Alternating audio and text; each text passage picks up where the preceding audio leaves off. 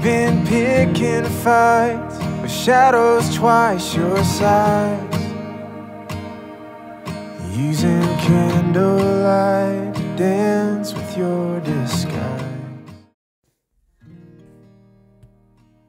Iyan, napakaganda yung mga tanawin. Dati, pangarap ko lang na pumunta sa ibang lugar.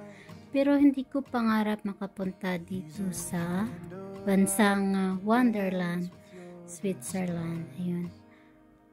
Pero hindi talaga natin alam kung ano ang destination, kung saan tayo mapupunta. Hindi natin ma-predict kung saan tayo liparin ng hangin. Hindi ko pangarap mag-ibang bansa. Hindi talaga. Simple lang yung pangarap ko dati. Ang pangarap ko dati sa Pinas. Sa Pinas lang. Ayaw ko sa Switzerland. Kasi marami daw ang aswang. Dati sabi nila.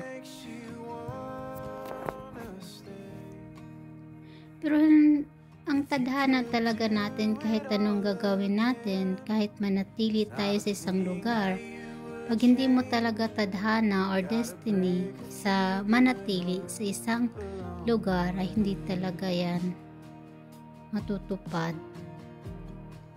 Lahat ay nakadestino, lahat ay alam na ng Panginoon kung saan tayo ilalagay. Kaya walang kasiguruduhan sa mundong ito. Walang kasiguruduhan nga kung saan tayo padparin, kung ano ang mangyari kinabukasan. Kaya stay na lang tayo. Manalangin tayo sa ating Panginoon at manalig sa ating sarili at kailangan stay humble kahit kung saan man kayo nakarating.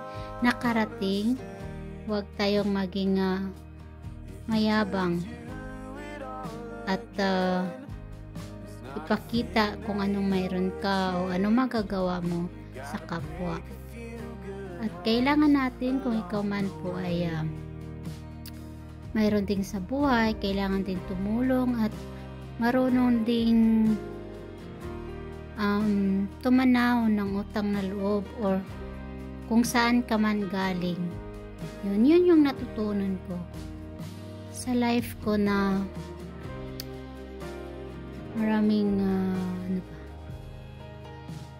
maraming trials, pero hindi ko nakakalimutan kung saan ako galing. Hindi ko kinakalimutan yung mga taong tumutulong sa akin.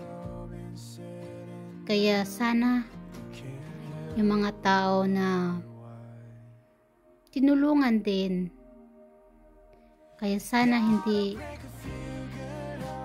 marunong ding lumingon kung saan sila galing. Kasi lahat naman ito ay baliwala pag tayo ay nawala. Diba? Yung mga hindi mo naman madadala yung mga kayamanan pag tayo ay nasa heaven na. Yan, kaya tandaan po natin, ang buhay natin ay hindi natin ma-predict kung anong mangyari. Every seconds, every minute, every day, every year.